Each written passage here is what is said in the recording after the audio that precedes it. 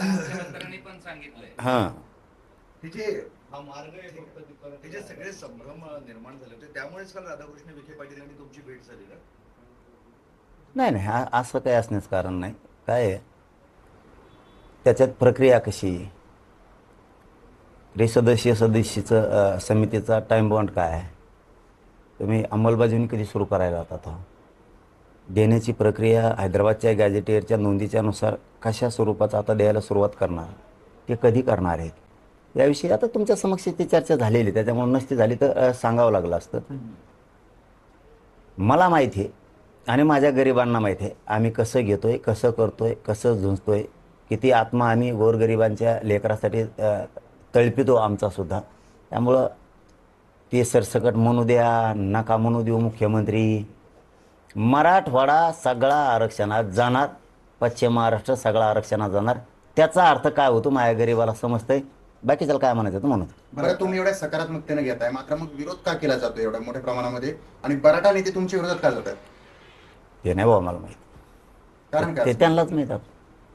ते मला नाही माहीत, मला नाही सांगता येत. ते आता ज्याचं त्यालाच माहीत. ते आमचा उद्देश एकच आहे, आमचा गरिबांचा. गरिबाचा पोरगा लढाई लढतोय गरीब लोकांसाठी आणि ती आम्ही जिंकीत आली. काही न गरज नसते आरक्षणाची. बोलायचं आपलं काय होतं, ज्याला गरज आहे तो तळमळीनं तरफडतो पाण्याच्या बाहेर मासा टाकल्यासारखा. त्याला त्या वेदना असतात गरिबाच्या, पोराबाळांच्या शिक्षणाच्या, नोकरीच्या, आईबापाच्या कष्टाच्या. त्या वेदना घेऊन आम्ही चालतो. बाकीच्या मी धेणं देत नाही, गिनीत बी नाही. मी माझं 22 वर्षापासून आणि आत्ताच्या 2 वर्षापासून मी या समाजासाठी झटून काम करतो, झोकून देऊन काम करतो, इमानदारीनं करतो, हटत नाही आणि अर्धवट सोडत नाही. आणि मी हे समाजाला माझ्या सिद्ध करून दिलं आहे. असं तसं नाही आहे, सिद्ध करून दिलं. 58 लाख नोंदीच्या माध्यमातून 3 करोड मराठी आरक्षणात घातले. पण एकदा जर हैदराबादचं गॅझेटियर आता घेतलं आणि जे आर झाला यार, याच्यापेक्षा काय आनंद पाहिजे राव. जे आर झाला आणि त्यात काय थोड्या त्रुट्यात लगेच सुधारित मागितलं. ते हाके बारामतीला आजपासून आरक्षण मोर्चा म्हणजे ओबीसी संघर्ष यात्रा सुरुवात होते बारामतीतून याच्या हाकेंच्या नेतृत्वाखाली. याच्यातून आणखीन एक आहे, तुमचा पुढं प्रश्न येणारच आहे त्याचा, पण मी बी पुन्हा सांगतो की याच्यावरूनच मराठ्यांनी ओळखायचं मराठा आरक्षणात गेला. हे प्रमाण कसं काय असू शकतं? तुम्हाला सांगा ना, मागं असं एकदा तुम्ही विचारलं होतं बघा, त्याला झाले आता 17 महिने. आपण दोघंच होतो लिंबा झाडाखाली बसलेलो.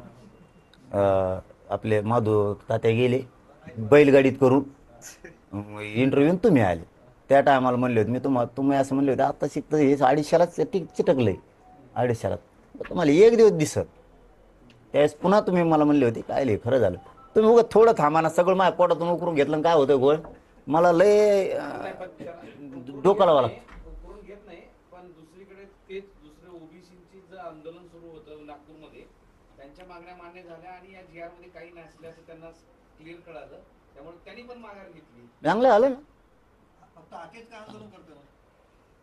आता ते त्यांचे प्रश्न, मला काय माहित. बरं, हाकेसारखंच भुजबळांचं पण आता सुरू आहे. भुजबळ म्हणतायत आरक्षणाबाबत सरकारकडनं दिशाभूल होतीये आणि त्यांनी स्वतःच्या सरकारवर आरोप केला आहे आणि मराठ्यांची ही थेट थेट ओबीसी आरक्षणात घुसखोरी आहे. नाही, याला घुसखोरी नाही म्हणता येणार, याला अधिकृतपणा म्हणता येईल. पूर्वी सुसूत्रता नव्हती, आता ती आणली.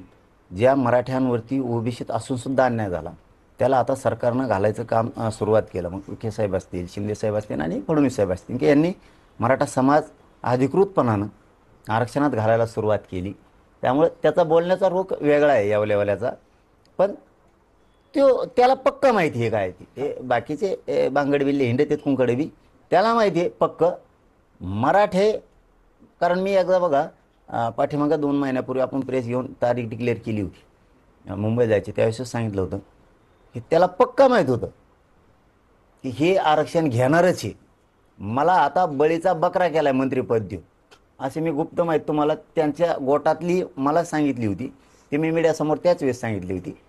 कारण आमचा हक्क आहे ते आम्ही मिळवणार आहेत आणि त्याला कळतंय मराठे सरसकटच आरक्षणात गेले. तेच म्हणणं फक्त आपल्या लोकांनी समजून घेणं खूप गरजेचं आहे. आपण कशासाठी झुंजतोय, कोणासाठी झुंजतोय. आपल्यासाठी जीवपणाला गरिबाचे पोरं लावतात. माझे गरीब लेकरं मुंबईला गेले. आज मुंबईला त्या दिवशी करोडोनं म्हणून आज विजय घेऊन वापस आलेत.